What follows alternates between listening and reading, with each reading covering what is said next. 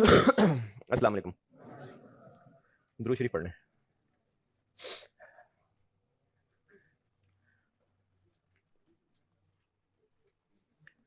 Marginal absorption के ना 3 सवाल होमवर्क इकट्ठे हो गए और 2 के जवाब कल देने चाहिए थे लेकिन टाइम नहीं मिला था, तो उनके जवाब भी दे देता हूं और अगला चैप्टर शुरू करता हूं। पहले करते हैं स्प्रिंग 14 पे बात। स्प्रिंग 2014।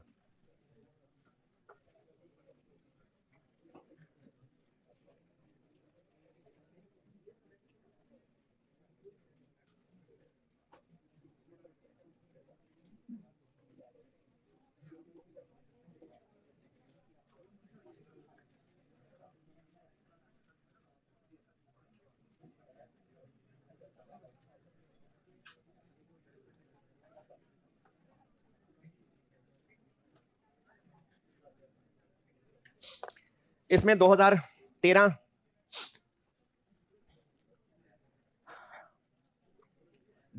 ईयर की इनकम स्टेटमेंट मांगी थी, मार्जिनल एब्जॉर्प्शन दोनों से और दोनों के प्रॉफिट की रिकंसिलिएशन मांगी थी और फाइफो मेथड था। और इससे पहले जितने सवाल किए थे, इवन के कल वाला भी जो मैंने खुद ही कराया था, ओपनिंग फिनिश गुड्स की कॉस्ट दी होती थी। अब आपको ओपनिंग फिनिश गुड्स की कॉस्ट नहीं दी हुई, तो वो निकालने के लिए 2012 की भी प्रोडक्ट कॉस्ट बनानी पड़ी। तो एक पॉइंट तो इस सवाल में ये था, अगर किया है तो एक पॉइंट इस सवाल में ये था कि 2012 की भी प्रोडक्ट कॉस्ट की वर्किंग करनी पड़ेगी। और आप छोटे छोटे होते थे तब आपको परसेंटेजेस की मैंने प्रैक्टिस करवाई थी, तो इसमें जो आपको टेबल के अंदर कॉस्ट गिवन है ये 2013 की है और ये 100 नहीं है, ये बढ़ी हुई कॉस्ट है, क्योंकि अदर इंफॉर्मेशन में लिखा हुआ है पॉइंट नंबर 4, ओवरहेड्स 10% और raw material labour 5% over previous year, यानी पिछले साल से 5 और 10 बढ़ गए हैं। तो 100 क्या है? पिछला साल। तो पिछला साल 100 है और 2013 वाली मटेरियल और लेबर 105 है और 2013 वाले ओवरहेड्स 110 है। तो इससे हमें 2012 तक जाना पड़ेगा। एक ये पॉइंट समझाने वाला था। जिन्होंने किया है प्रोडक्ट कॉस्ट 2012 और 2013 समझाया मैंने, मटेरियल लेबर और वेरिएबल ओवरहेड्स, इसमें कोई एतराज परेशानी। दूसरा मसला होता है फिक्स्ड ओवरहेड्स का। 2013 और 2012 डायरेक्ट मटेरियल 13 का कितना? 630, डायरेक्ट लेबर 189 और वेरिएबल ओवरहेड्स, क्योंकि जो टेबल में दिया हुआ है वो वेरिएबल फिक्स दोनों है। कैसे पता दोनों है? क्योंकि प्रोडक्शन ओवरहेड लिखा है और ब्रैकेट में लिखा हुआ है कि 40% फिक्स्ड है, तो इसका मतलब दोनों है, तो उसका 60% ले लें, 132 951 और 40% ले लें तो 88 1039। Direct material, direct labour, variable overheads, ये भी बचपन में कहीं बताई हुई बातें हैं कि जो वेरिएबल कॉस्ट होती है उसकी ओरिजिनल शक्ल एक रेट होती है और जो फिक्स्ड ओवरहेड होते हैं उनकी ओरिजिनल शक्ल टोटल फॉर अ पीरियड होती है। तो चूंकि ये ओरिजिनल शक्ल यही है, तो अगर हमने 2012 के रेट्स निकालने हैं तो इन्हीं में से 630 105, 189 105 और 132 110, इन्हीं रेट्स में इन्फ्लेशन एडजस्ट करके निकाल सकते हैं, क्योंकि इनकी ओरिजिनल शक्ल है ही एक रेट। तो एक साल के रेट इन्फ्लेशन एडजस्ट करके पिछले साल के रेट निकाल लिए, या पिछले साल के रेट दिए होते, इन्फ्लेशन एडजस्ट करके अगले साल के रेट निकल आते। लेकिन जो फिक्स्ड ओवरहेड है ना, ये ओआर होता है ना, इस पर यूनिट में इन्फ्लेशन एडजस्ट करके पिछला पर यूनिट नहीं बना सकते, क्योंकि फिक्स्ड ओवरहेड ओरिजिनली एक टोटल चीज है। हमें यह करना पड़ेगा कि 2012 के किसी तरह टोटल फिक्स्ड ओवरहेड्स चाहिए, उससे यह फिगर निकलेगी। ये बात मैं दोबारा बता रहा हूं, अगर अभी किसी ने या सवाल करते हुए किसी ने 88 के साथ भी ये सलूक कर लिया हुआ तो उसका आंसर भी ठीक तो आ ही जाएगा, लेकिन करने के एतबार से यह तरीका सही नहीं है। क्यों? क्योंकि ये रेट ओरिजिनल शक्ल नहीं है। ओरिजिनल शक्ल क्या है? Total fixed overheads. अगर इन्फ्लेशन भी डली होती तो टोटल फिक्स्ड ओवरहेड, किराया ही टोटल बड़ा होता, तनख्वाहें टोटल बड़ी होती। इनके साथ ये सलूक करना क्यों ठीक है? क्योंकि वेरिएबल चीजें ओरिजिनल रेट ही होता है, टोटल तो मल्टीप्लाई करके बनाते हैं। टोटल डायरेक्ट मटेरियल कॉस्ट जितने यूनिट्स होंगे उनसे मल्टीप्लाई करेंगे तो टोटल निकलेगा, जबकि फिक्स्ड ओवरहेड्स होते ही टोटल है, रेट बनाना पड़ा है। ये ओरिजिनली पर यूनिट है, टोटल फॉर द ईयर के लिए मल्टीप्लाई करना पड़ता है यूनिट से, जबकि ये ओरिजिनली टोटल है, रेट बनाने के लिए यूनिट से डिवाइड करना पड़ा है। हैं। तो ये चूंकि ओरिजिनली रेट ही हैं, इसलिए इन रेट्स में ही इन्फ्लेशन का इफेक्ट डाल के पिछले साल के रेट्स आ गए, लेकिन ये ओरिजिनली रेट नहीं था। हमें अगर इन्फ्लेशन का इफेक्ट डालना है तो टोटल फिक्स्ड ओवरहेड में इन्फ्लेशन का इफेक्ट डलेगा या पर यूनिट फिक्स्ड ओवरहेड में? टोटल में। तो फिर आप वर्किंग देखेंगे कि पहले मैंने टोटल फिक्स्ड ओवरहेड्स बनाए हैं, उससे पिछले साल के टोटल फिक्स्ड ओवरहेड्स निकाले हैं, और फिर ये रेट निकाला है।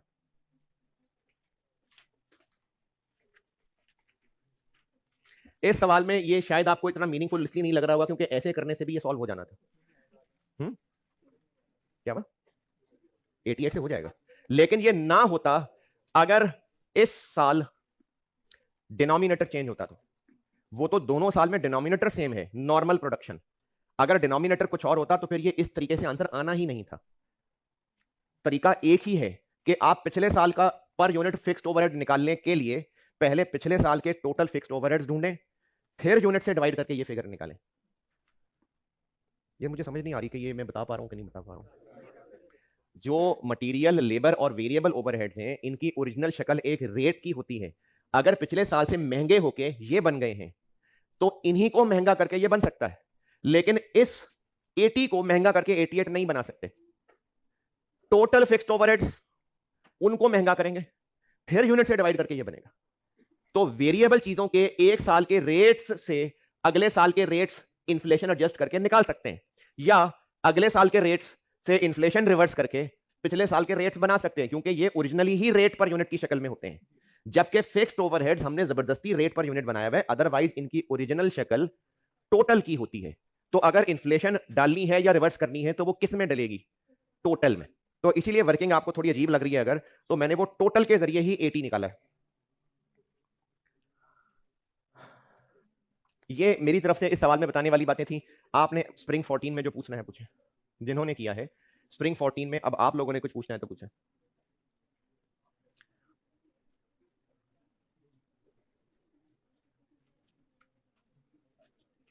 चलें, कुछ नहीं पूछना। फिर एक सवाल था ऑटम 22। ये सवाल डिफरेंट सा था और कहा यही था कि ट्राई बेटे जरूर करना। अगर किया है तो मैं उसको डिस्कस करके समझा रहा हूं। ऑटम 22 का जो पार्ट ए था, ये एक कॉन्सेप्चुअल डिस्कशन थी, और इसको अगर पेपर में बैठ के कोई समझ लेगा तो आसानी से कर लेगा। मसला ये कि समझ नहीं पाएगा स्टूडेंट। समझाता हूं। अप्लाइड फिक्स्ड ओवरहेड्स कैसे कैलकुलेट होते हैं? OAR per unit, OAR per unit into actual production, ये होते हैं अप्लाइड। और एक्चुअल कैसे कैलकुलेट होते हैं? नहीं, वो तो असल में इनकर हो रहे होते हैं, बस टोटल होते हैं, और इनका डिफरेंस अंडर और ओवर अप्लाइड होता है। सवाल ये पूछा है कि जो ऊपर पॉइंट 1 से लेकर 3 तक 3 बातें लिखी हुई हैं, इनमें से हर एक के बारे में for each of the above events ये बताएं, लेकिन for each of the above हर एक के लिए, और इंडिपेंडेंटली बताना है। For each of the above briefly explain whether they would independently, यानी तीनों को एक एक करके और अलग अलग डिस्कस करना है।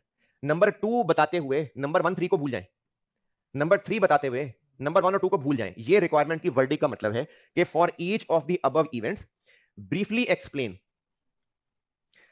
ये ब्रीफली ना भी कहता तो जितनी को अंग्रेजी आती है तो वो ब्रीफ ही होनी थी।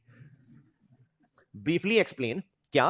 Whether they would independently. Independently वाली बात समझ आई कि नहीं?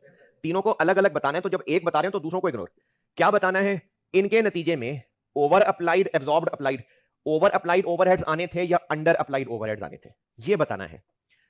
इन पॉइंट्स में से किसी की वजह से अगर एक्चुअल फिक्स्ड ओवरहेड्स पे फर्क पड़ रहा हो, इन पे नहीं, अगर इनमें से किसी की वजह से एक्चुअल फिक्स्ड ओवरहेड्स पे फर्क पड़ा हो, इन पे नहीं, और एक्चुअल फिक्स्ड ओवरहेड ज्यादा हो गए हो, तो हम इसके जवाब में कहेंगे कि इससे अंडर अप्लाइड आ जाने थे। अगर इनमें से किसी की वजह से एक्चुअल फिक्स्ड ओवरहेड्स कम हुए हों तो हम कहेंगे कि ओवर अप्लाइड आ जाने थे। तो इस तरह से हमने इन तीनों का असर बताना है। Point number 1, there was an unexpected increase in demand of product, जिसकी वजह से ज्यादा प्रोडक्शन हुई, और एक तो प्रोडक्शन ज्यादा हुई। फर्दर इसका मतलब है ये अब कुछ और बात है, तो पहले फर्दर से पहले पहले का जवाब देते हैं। प्रोडक्शन हुई ज्यादा, अनएक्सपेक्टेड, यानी OAR निकालते हुए तो budgeted overheads divided by budgeted production रखा होगा, लेकिन असल में प्रोडक्शन ज्यादा हो गई, तो इस पे बताएं क्या फर्क पड़ा? नहीं, कौन से ओवरहेड बढ़ जाएंगे? एक्चुअल फिक्स्ड ओवरहेड्स क्यों बढ़ जाएंगे? फिक्स्ड ओवरहेड्स, प्रोडक्शन ज्यादा हुई तो फिक्स्ड ओवरहेड बढ़ जाएंगे? नहीं ना, फिक्स्ड ओवरहेड है ना। तो इस पर्टिकुलर सेंटेंस का फर्क कहां पड़ा? अच्छा ठहरे, तीन चीजें मुंह से बोलना यार, आ गए हैं बस 5 मिनट में ये सवाल कंक्लूड कर लूंगा। इस वक्त अंडर ओवर अप्लाइड निकालने के लिए तीन चीजें इस्तेमाल हो रही हैं, ओएआर, एक्चुअल प्रोडक्शन और actual fixed overheads. Point number 1 के पहले सेंटेंस का किस पे असर पड़ रहा है? एक्चुअल प्रोडक्शन पे। ज्यादा हो गई तो अप्लाइड ज्यादा हो गए, ओवर अप्लाइड आएंगे। तो हम इसका जवाब ये देंगे कि प्रोडक्शन ज्यादा होगी, उससे अप्लाइड ज्यादा आएंगे, मतलब ओवर अप्लाइड आएंगे। बेटे फिक्स्ड ओवरहेड्स की बात हो रही है ना।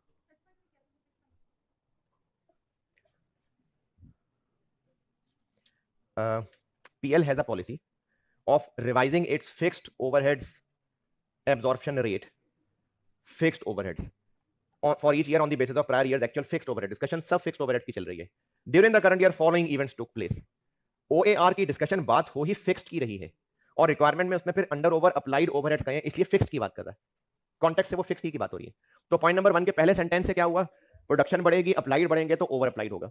दूसरा सेंटेंस, प्रोडक्शन ज्यादा हुई इसलिए लेबर कॉस्ट ज्यादा हुई, लेबर कॉस्ट ज्यादा हुई। तो भाई वो तो लेबर कॉस्ट ज्यादा हुई ना, उसका थोड़ी को फर्क पड़ेगा, तो डायरेक्ट लेबर कॉस्ट है ना, वो तो वेजेस हो गई ना। तो दूसरे सेंटेंस का काम ये होगा कि ये डायरेक्ट लेबर कॉस्ट ज्यादा हुई, तो इसका यहां फिक्स्ड ओवरहेड से ताल्लुक नहीं है, तो उस डायरेक्ट लेबर कॉस्ट बढ़ जाने से under over applied fixed overhead का कोई लिंक नहीं। तो ये पॉइंट नंबर 1 के दो सेंटेंसेस है, तो उनके दो जवाब है।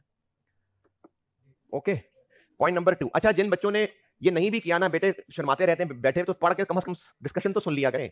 पॉइंट नंबर 2, गवर्नमेंट ने बिजली का बिल कर दिया ज्यादा, जिसकी वजह से हमारा बिजली का बिल 3 लाख रुपए ज्यादा आ गया। एक्चुअल फिक्स्ड ओवरहेड ज्यादा हो गए। गवर्नमेंट ने रेट बढ़ाया, इसमें तो ऑब्वियसली वो कवर्ड नहीं था, एक्चुअल फिक्स्ड ओवरहेड ज्यादा हो गए, अंडर अप्लाइड। तीसरा, अगेन दो सेंटेंस है, मशीन में फॉल्ट आ गया और उस पर 3 मिलियन रिपेयर का खर्चा करना पड़ गया जी, एक्चुअल फिक्स्ड ओवरहेड्स बढ़ गए। और 2.8 इसके अगेंस्ट इंश्योरेंस क्लेम मिल गया, तो एक्चुअल ओवरहेड्स कम हो गए। ये पार्ट ए था।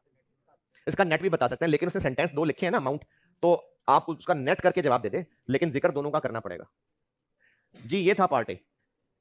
और पार्ट बी, ये इस सवाल में एक फ्लॉ ये है, जो मैंने नई बुक में तो अजम्पशन डाल दी थी, जिनके पास पुरानी बुक है उसमें वो हाथ से अजम्पशन लिख लेना।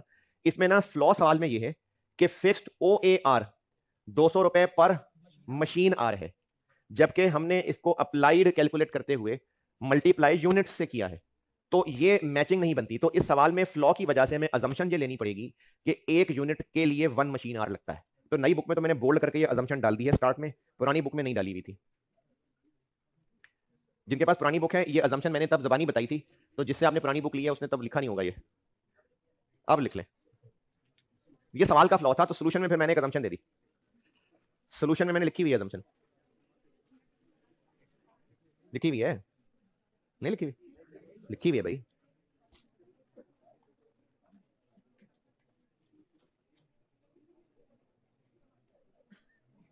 नहीं लिखी हुई? अच्छा था वो, मैं अपने पास अब अगला एडिशन नोट कर रहा हूं। हाँ लिख ले लिख ले, अब अगले में लिख लूंगा।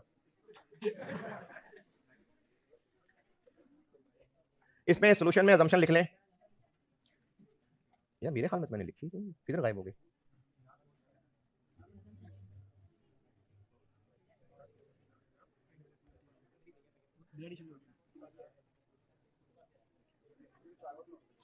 नहीं नहीं, मेरे पास सॉफ्ट में आ रही है, बस का मतलब मैंने बाद में लिखी होगी, इसमें मिस हो गई होगी।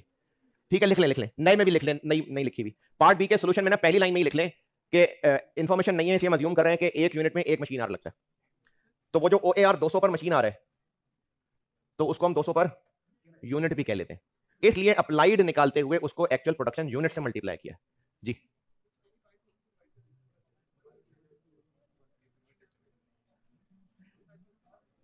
कैसे पता एक्चुअल कितने आवर्स लगे? 45,000 तो नॉर्मल है।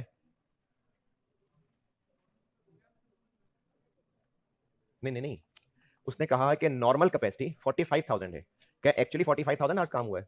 नहीं।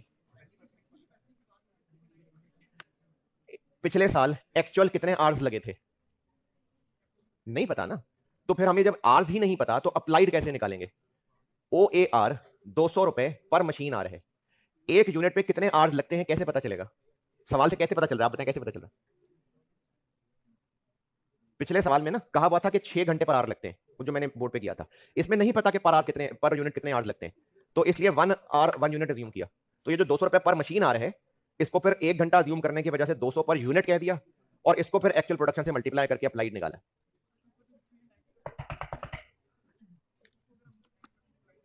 50,000 मैक्सिमम कैपेसिटी आ गई। आगे ये कहां लिखा हुआ है? अच्छा अच्छा, हाँ अच्छा चले। ये जो 2000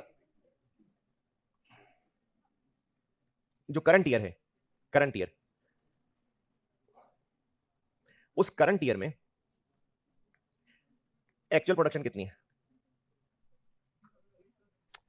करंट ईयर में एक्चुअल प्रोडक्शन कितनी है? वो तो पिछले साल थी, वो तो प्रायर ईयर में थी। करंट ईयर में एक्चुअल प्रोडक्शन कितनी है? नहीं पता ना, तो हम नहीं निकाल सकते कि एक यूनिट में कितने घंटे लगते हैं। ये तो समझ आ गई कि करंट ईयर में 50,000 घंटे काम हुआ, ठीक है, प्रोडक्शन कितनी हुई वो नहीं पता, तो हम नहीं निकाल सकते। इसकी वजह से 1 आर 1 यूनिट अज्यूम करना पड़ा। जिन्होंने भी सवाल किया है, ऑटम 22 पार्ट बी, 200 रुपए पर मशीन आर को मैंने कहा कि पर यूनिट भी 200 ही है। सवाल की रिक्वायरमेंट बी में पूछा हुआ है कि एक्चुअल और बजटेड दोनों कैलकुलेट करने हैं, प्रायर ईयर के भी और करंट ईयर के भी। ये ऑटम 20 से थोड़ा मिलता जुलता सवाल है जो मैंने बोर्ड में किया था, बोर्ड पे किया था। पहले हम प्रायर ईयर की बात करते हैं। प्रायर ईयर का ओ ए आर पता और नॉर्मल कैपेसिटी भी पता नहीं, तो बजटेड निकाल सकते हैं कैसे? ओ ए आर के फार्मूले से रिवर्सल के, और फिर पिछले साल की ही अंडर ओवर अप्लाइड भी पता, तो अप्लाइड से एक्चुअल तक पहुंच सकते हैं। ये बिल्कुल वैसे ही है जैसे ऑटम 20 मैंने बोर्ड पे सॉल्व किया था। ये प्रायर ईयर वैसे ही सॉल्व किया हुआ,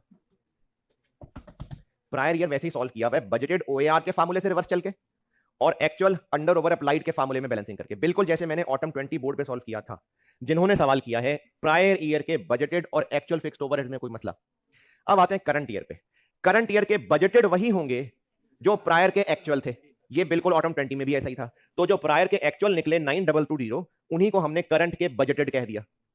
अब जो करंट के बजटेड आ गए, 3 इवेंट्स हुए और जो सोचा था उससे डिफरेंट हो गया, तो एक्चुअली कितने फिक्स्ड ओवरहेड्स हो गए बजटेड में, उन सबको एडजस्ट कर लें तो एक्चुअल फिक्स्ड ओवरहेड्स आ जाएंगे। क्योंकि वो जो इवेंट्स टुक प्लेस किए वो करंट ईयर में एक्चुअली हुए और जो सोचा था उससे ये डिफरेंट हुए, तो बजटेड फिक्स्ड ओवरहेड में अगर वो डिफरेंसेस डाल लें तो एक्चुअल फिक्स्ड ओवरहेड्स आ जाएंगे। ऐसे करंट ईयर के एक्चुअल फिक्स्ड ओवरहेड निकालें। ओके, तो अब मैं अगला चैप्टर शुरू करता हूं। और ये जो ऑटम 19 होमवर्क दिया था, क्योंकि जीटी वाले बच्चों को वो क्लास जब पहुंची होगी, नन्हे मुन्ने बच्चे बेचारे, FAR 1 का भी होमवर्क करना था, कॉस्ट का भी करना था, दिल भी कमजोर होंगे, घबरा भी रहे होंगे। तो अगर नहीं किए और करना चाहते हैं तो आप वो होमवर्क कर लें, और फिर मैं वो आपसे डिस्कस लेक्चर 66 में करूंगा। 66 में ना, 63, 4, 5 तो आज ही होगा, तो वो फिर 66 लेक्चर में डिस्कस करूंगा ऑटम 19। अभी मैं अगला चैप्टर शुरू कर रहा हूं, वेरिएंस एनालिसिस। जी, अभी मैं अगला चैप्टर शुरू कर रहा हूं, वेरिएंस एनालिसिस, और मार्जिनल एब्जॉर्प्शन खत्म है। जो होमवर्क एक ऑटम 19 दिया है वो आपको लेक्चर 66 में डिस्कस करूंगा। तो इसको पॉज करिए।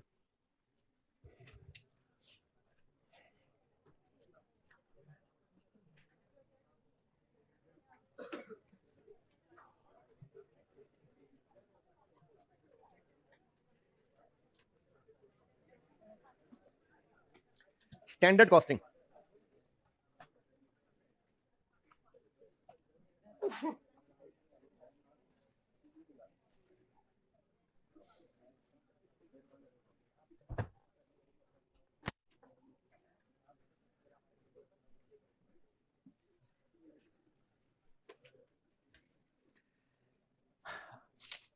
जो घर का खाना खाते हैं और घर में जो खाना पका रहा होगा, तो है, समझ नहीं आई?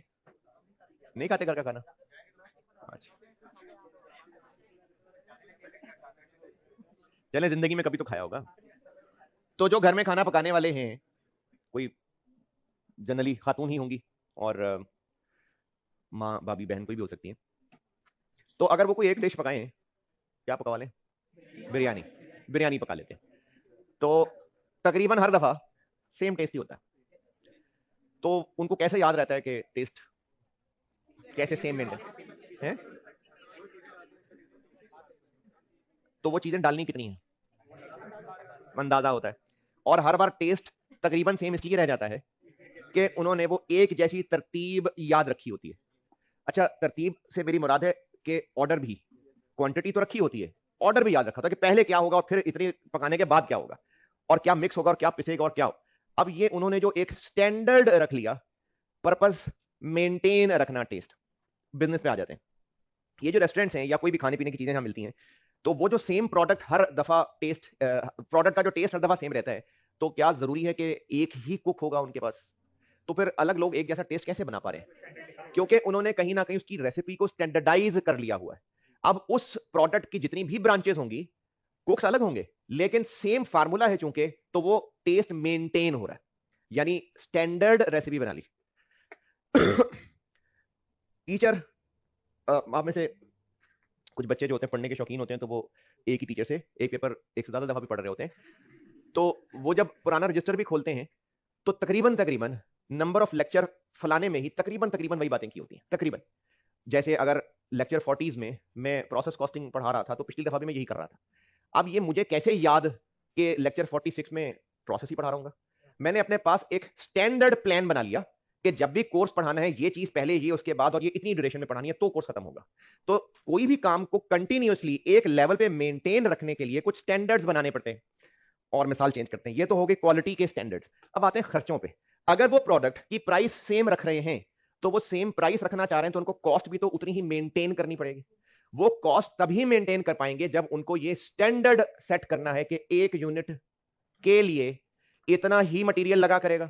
ये ना हो वर्कर्स अब्बा जी का माल समझ के कभी ज्यादा इस्तेमाल कर रहे हो, इतना ही टाइम लेबर से लगवाया करेंगे। ये ना हो लेबर काम चोरी करने लग जाए, ये ना हो सुस्ती करने लग जाए। तो बिजनेसेस को प्रोडक्ट की क्वालिटी भी और उसकी कॉस्ट भी मेंटेन करने के लिए कुछ स्टैंडर्ड सेट करने पड़ते हैं। वो स्टैंडर्ड्स क्वांटिटीज के भी होते हैं, और उनमें रुपए भी तय किए गए होते हैं ताकि कॉस्ट कंट्रोल रह सके। ये स्टैंडर्ड कॉस्टिंग के बिजनेसेस जो काम, जो प्रोडक्ट बहुत ज्यादा रेगुलरली कंटिन्यूअसली बनाते चले जा रहे हैं, उनको उसकी पर यूनिट कॉस्ट मेंटेन करने के लिए, मुख्तलिफ वर्कर से काम कराने के लिए, नींद आ रही है बहुत ज्यादा, तो फिर उनको स्टैंडर्ड सेट करने पड़ते हैं। ये काम पीरियड के शुरू में होगा कि एंड में? शुरू में होता होगा। और साल हर साल स्टैंडर्ड सेम रहेंगे या चेंज भी हो सकते हैं? मैंने कहा क्वांटिटी के साथ रुपए भी उसमें लिखे होते हैं, तो क्यों चेंज क्यों हो सकते हैं? प्राइसेस चेंज हो सकती हैं। तो नॉर्मली हर पीरियड के, हर साल के शुरू में उस साल के लिए एक स्टैंडर्ड सेट किया जाता है, standard card type, standard cost card भी कहेंगे इसको, कॉस्ट का वर्ड जरूरी नहीं है। जिसकी एक नॉर्मल सी मिसाल बता रहा हूं, ये 100% पक्की यही मिसाल नहीं है, वैसे एक मिसाल बता रहा हूं जिसमें क्वांटिटी, रेट और आगे इसका टोटल। प्रोडक्ट को बनाने के लिए जो जो रिसोर्सेस चाहिए, स्टैंडर्ड में लिख लिया जाएगा कि डायरेक्ट मटेरियल एक्स के 4 केजी लगने चाहिए और 1 किलो 50 रुपए का होना चाहिए, और जो मटेरियल वाई है इसके 2 किलो लगने चाहिए, इससे ज्यादा नहीं लगाने, इससे कम नहीं लगाने, और ये मार्केट से 120 का मिल जाना चाहिए। डायरेक्ट लेबर 5 घंटे में वर्कर को ये यूनिट बना लेना चाहिए, और इसके लिए वो वर्कर चाहिए जिसको 400 रुपए पर आवर वेज देनी चाहिए। वेरिएबल ओवरहेड एक यूनिट बनाने के लिए यही लेबर के 5 घंटे लगने चाहिए, और 1 घंटे के लिए वेरिएबल ओवरहेड 30 रुपए खर्च होने चाहिए। फिक्स्ड ओवरहेड्स भी लगने चाहिए, और 5 घंटे लेबर काम करे तो 20 रुपए फिक्स्ड ओवरहेड्स खर्च होने चाहिए। ये सब पीरियड के शुरू में टारगेट्स, एस्टिमेट्स सेट कर लिए, और इनको स्टैंडर्ड इसलिए कह दिया कि वर्कर्स को कहा कि भाई ये स्टैंडर्ड है, देखना ऐसे ही होना चाहिए काम। अगर इससे इंप्रूव कर लोगे तो शाबाश, खराब नहीं करना। ये हम तुम्हें स्टैंडर्ड सेट करके दे रहे हैं। और ये 50 रुपए पर किलो है, या प्रोडक्ट के एक यूनिट में 50 रुपए का मटेरियल है, रेट है ये मटेरियल 50 रुपए किलो वाला, तो मल्टीप्लाई करके जो आंसर 200 है, ये 250 में क्या फर्क आया? जो मटेरियल एक्स है वो 50 रुपए किलो वाला है, लेकिन प्रोडक्ट का एक यूनिट बनाने के लिए 200 रुपए का मटेरियल एक्स डल रहा होगा। 120 रुपए किलो मटेरियल वाई है, लेकिन प्रोडक्ट का एक यूनिट बनाने के लिए 240 रुपए का मटेरियल वाई लगने चाहिए। 400 क्या है? जो वर्कर इस काम के लिए चाहिए उसको वेज रेट 400 पर आवर देना है, लेकिन एक यूनिट बनाने के लिए 2000 रुपए की, पूरे 2000 रुपए, 2000 रुपए की वेजेस कॉस्ट लगेगी। वेरिएबल ओवरहेड्स 30 रुपए पर मशीन आर, नहीं सॉरी, लेबर आर खर्चे होने चाहिए। तो मल्टीप्लाई करके ये क्या चीज है? ये क्या मतलब हुआ इसका? कि प्रोडक्ट का एक यूनिट बने तो इतने रुपए वेरिएबल ओवरहेड्स होने चाहिए। और इस 100 की क्या इंटरप्रिटेशन है? प्रोडक्ट का एक यूनिट बने तो इतने फिक्स्ड ओवरहेड्स में काम चल जाना चाहिए। इसका जो आंसर आएगा 26, ये एक प्रोडक्ट इतने रुपए में कॉस्ट करना चाहिए, इसको कहते हैं स्टैंडर्ड कॉस्ट। तो इसमें क्वांटिटी भी है, उन रिसोर्सेज के रेट्स भी हैं, और मल्टीप्लाई करके पर यूनिट ऑफ प्रोडक्ट हमें एक स्टैंडर्ड कॉस्ट मिल गई। ये स्टैंडर्ड कॉस्टिंग का मकसद है कि जो भी बिजनेस प्रोडक्ट बनाता हो, क्योंकि वही प्रोडक्ट ही रेगुलरली बनाता होगा, तो बिजनेस ने अपने सारे वर्कर्स से काम लेते हुए ये इंश्योर करना है कि सब लोग हर दफा एक जैसा ही काम करें, शक्लें ना चेंज हो रही हो। कभी आटे की बोरी 10 किलो की बन जाती है, कभी उनसे 11 किलो की बन जाती है, कभी 7 किलो की बन जाती है। एक स्टैंडर्ड क्वांटिटी मेंटेन रह सके, खर्चे कंट्रोल रह सके। तो जिसने मटेरियल खरीद के लाना होगा उसको भी कह दिया कि इससे महंगा ना मिले, रेट तय करके लाना। जिसने लेबर अरेंज करना है उसको भी गाइडेंस मिल गई कि इतनी रेंज वाला बंदा आना चाहिए, क्वालिटी इंश्योर होने लग जाएगी। तो ये बिजनेसेस हर पीरियड के शुरू में अपने प्रोडक्ट की मैन्युफैक्चरिंग को कंट्रोल करने के लिए, क्वालिटी कंट्रोल करने के लिए, कॉस्ट कंट्रोल करने के लिए एक स्टैंडर्ड सेट करते हैं। इसको स्टैंडर्ड कार्ड कहते हैं जी। वो हम लोग इसमें स्टडी करेंगे, वेरिएंस एनालिसिस पढ़ेंगे कि होता क्या है। अभी सिर्फ मैं ये बता रहा हूं कि साल के शुरू में बिजनेसेस अपने प्रोडक्ट के लिए स्टैंडर्ड कार्ड बनाते हैं, जिसमें उस प्रोडक्ट पे लगने वाले रिसोर्सेस, उनकी क्वांटिटीज, उनके रेट्स, और मल्टीप्लाई करके एक यूनिट बनाने में कॉस्ट। और अगर ये बिजनेस मार्जिनल कॉस्टिंग पे ईमान रखता हुआ तो उनके स्टैंडर्ड कार्ड में ये वाली लाइन नहीं आएगी।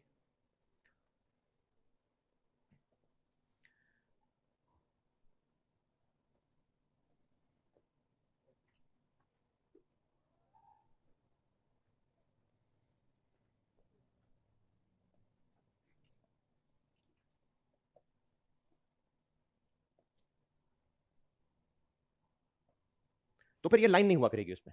यानी अभी इस वक्त ये जो नीला नीला कार्ड आपके सामने बना हुआ है, ये बिजनेस फिर किस पे ईमान रखता है? एब्जॉर्प्शन पे। मार्जिनल पे रखता होता तो ये लाइन ना आ रही होती।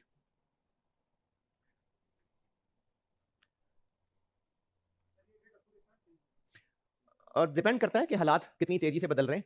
साल के लिए भी हो सकता है, महीने के लिए भी हो सकता है। तो फिर वो बंदा, वो बिजनेस पे स्टैंडर्ड कार्ड नहीं बना सकेगा ना। नहीं, स्टैंडर्ड कार्ड नहीं बना सके तो जिंदगी का मकसद तो नहीं खत्म हो गया, बिजनेस खत्म तो नहीं हो गया। अगर स्टैंडर्ड कार्ड नहीं बना रहे तो नहीं बना रहे। ये तो मैं सिर्फ ये बता रहा हूं कि अगर बिजनेस स्टैंडर्ड कार्ड बनाते हो तो स्टैंडर्ड कार्ड होता ही है। अगर कोई नहीं बना सकता तो नहीं बनाता। तो मैन्युफैक्चरिंग बिजनेसेस अगर एक ही जैसा प्रोडक्ट रेगुलरली बनाते चले जा रहे हैं तो वो क्वांटिटी, क्वालिटी, कॉस्ट मेंटेन रखने के लिए अपने वर्कर्स के लिए स्टैंडर्ड कार्ड बनाते हैं। ये स्टैंडर्ड कॉस्टिंग है कि business per unit of product standard cost period के शुरू में कैलकुलेट कर लेता है।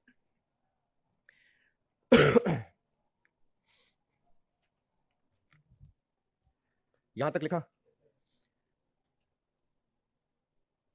ये यही है जिनको बचपन में आप ओएआर कहते रहे हैं। ये ओएआर ही है। कब रेट डिसाइड होता है ओएआर? तो ये ओएआर ही है। यानी स्टैंडर्ड कार्ड के अंदर ये जो ओवरहेड्स की लाइन है ना, ये ओएआर ही होता है। ये ओएआर पर आर हो गया और ये ओएआर पर यूनिट हो गया, तो ये ओएआर है। ये वेरिएबल ओएआर है, ये फिक्स्ड ओएआर है। तो स्टैंडर्ड कार्ड में ये जो ओवरहेड्स की लाइन लिखी हुई है ये ओएआर होता है। किसने बात किया? अच्छा अच्छा अच्छा अच्छा। अच्छा हाँ जी। पाकिस्तान में? अरे इतने बुरे हालात भी नहीं है पाकिस्तान के।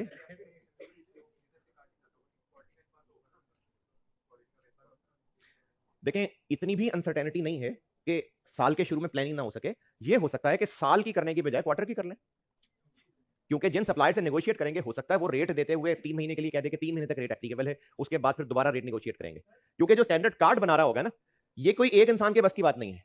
ये डेटा प्रोडक्शन वालों से मिला होगा, ये जिन्होंने इन रिसोर्सेज को खरीद के लाना है उन्होंने पूरी मार्केट को सर्वे किया होगा, सप्लायर से बात की होगी, उनसे आइडियाज, कोटेशन ली होंगी, फिर जाके ये वैल्यूज इकट्ठी होती हैं। तो अगर अनसर्टेनिटी आता है तो बिजनेस साल के लिए नहीं, चलो क्वार्टर के लिए बना लेता होगा।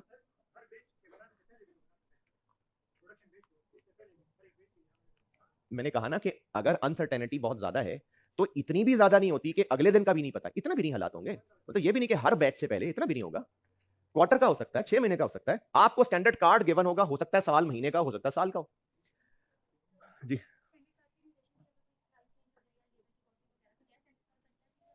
बिजनेस की मर्जी है, बिजनेस की मर्जी है। जो सोचा था वैसा नहीं हो सका, ये हमने इसमें पढ़ना है। फिर इसके बाद क्या करें, स्टैंडर्ड राइज कर लें।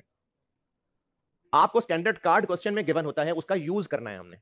वैसे कॉन्सेप्ट बता रहा हूं कि स्टैंडर्ड कार्ड होता क्या है, कि बिजनेसेस पीरियड के शुरू में प्रोडक्ट की क्वालिटी, क्वांटिटी, कॉस्ट को कंट्रोल रखने के लिए स्टैंडर्ड सेट कर लेते हैं, और फिर इसके यूजेस भी होते हैं काफी सारे। कुछ बिजनेसेस इनको यूज कर रहे होते हैं डेबिट क्रेडिट करने के लिए। वो जो डेबिट क्रेडिट वाले चैप्टर पढ़े थे ना, तो उनमें ये बिजनेसेस, जैसे जब मटेरियल इशू होता है, मटेरियल जब इशू होता है तो क्या एंट्री होती है, डायरेक्ट मटेरियल इशू हो रहा है, वर्क इन प्रोसेस डेबिट, किस अमाउंट के ऊपर वो एंट्री करनी है। बिजनेसेस की मर्जी, हो सकता है वो स्टैंडर्ड कॉस्ट के ऊपर एंट्री करते हो, आपसे वो एंट्री नहीं पूछी जा रही, लेकिन वैसे बता रहा हूं कि कुछ बिजनेसेस स्टैंडर्ड कॉस्ट को अकाउंटिंग में भी इस्तेमाल कर सकते हैं। फिर कुछ बिजनेसेस हैं, उनकी पॉलिसी हो सकती है कि जो क्लोजिंग स्टॉक है उसको स्टैंडर्ड कॉस्ट पे वैल्यू करना है। अच्छा, हम लोग IS 2 पढ़ रहे हैं, ये हम लोग कॉस्ट एंड मैनेजमेंट अकाउंटिंग कर रहे हैं, जो इंटरनल रिपोर्टिंग के लिए होता है। तो हो सकता है बिजनेस की पॉलिसी हो कि फलानी इन्वेंट्री को स्टैंडर्ड कॉस्ट में मेजर करना।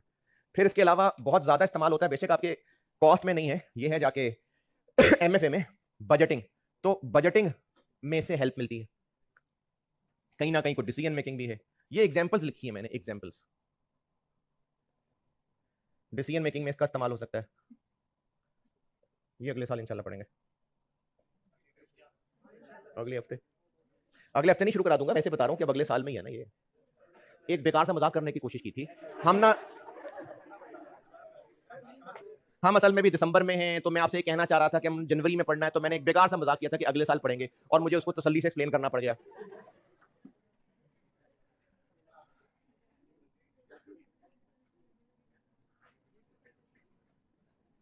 ये मैंने मुख्तलिफ मिसालें लिखी हैं। तो बिजनेसेस स्टैंडर्ड पीरियड के शुरू में डिसाइड करते हैं, और फिर उनका मुख्तलिफ इस्तेमाल हो रहा होता है।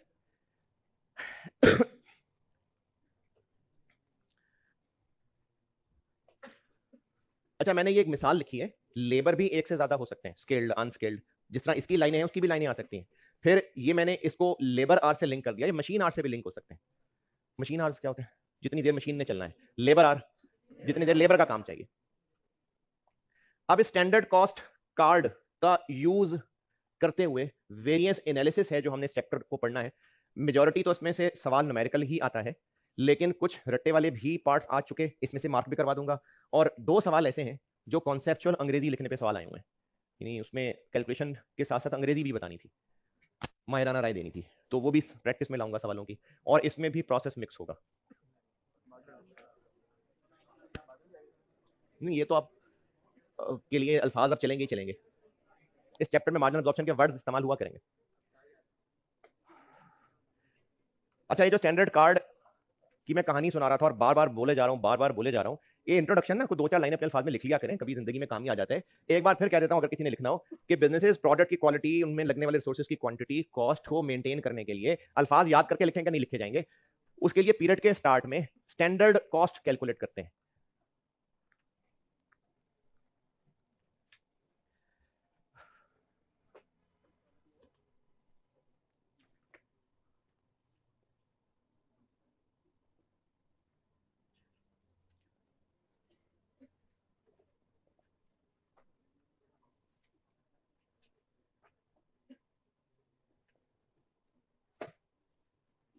ये एक छोटा सा टॉपिक है, मेरे ख्याल में आधे पेज पे ही है, ये थ्योरेटिकली टेस्ट हो सकता है। मेरी बुक में पेज 174, टाइप्स ऑफ स्टैंडर्ड। ये एक पैराग्राफ है बस, इसमें सिर्फ ये बताया हुआ है कि जब बिजनेस स्टैंडर्ड सेट करता है तो उसकी सोच क्या होती है। क्या उसने ये स्टैंडर्ड सेट किया है जो अभी के हालात चल रहे हैं, यानी बिजनेस स्टैंडर्ड सेट करते हुए क्या अप्रोच लेके चल रहा है। क्या वो अभी के हालात के हिसाब से स्टैंडर्ड बना रहा है, इसका मतलब वो करंट स्टैंडर्ड बना रहा है। ओवर अ पीरियड एवरेज हालात की बेस पे बना रहा है, मतलब वो बेसिक स्टैंडर्ड बना रहा है। करंट से थोड़ा इंप्रूव्ड, लोगों को मोटिवेट करने के लिए टारगेट दे रहा है, मतलब वो अटेनेबल स्टैंडर्ड बना रहा है। और ना करने वाली बात, आइडियल कि अगर सब कामचोर भी ना हो, सब बिल्कुल ठीक हो, कोई बिजली जाया ना हो, कोई मटेरियल खराब ना निकले, किसी दिन छुट्टी ना आए, सब बिल्कुल ठीक हो रहा हो, पावर फेलियर ना हो, तो एक यूनिट के लिए क्या क्या होना चाहिए, अगर ये सोच के बनाया हुआ है तो वो आइडियल स्टैंडर्ड। तो ये थ्योरेटिकली, ये नाम और इन पे एक एक पैराग्राफ मैंने आईकर के बुक से कॉपी करके लिखा हुआ है, ये आपसे थ्योरेटिकली पूछे जा सकते हैं।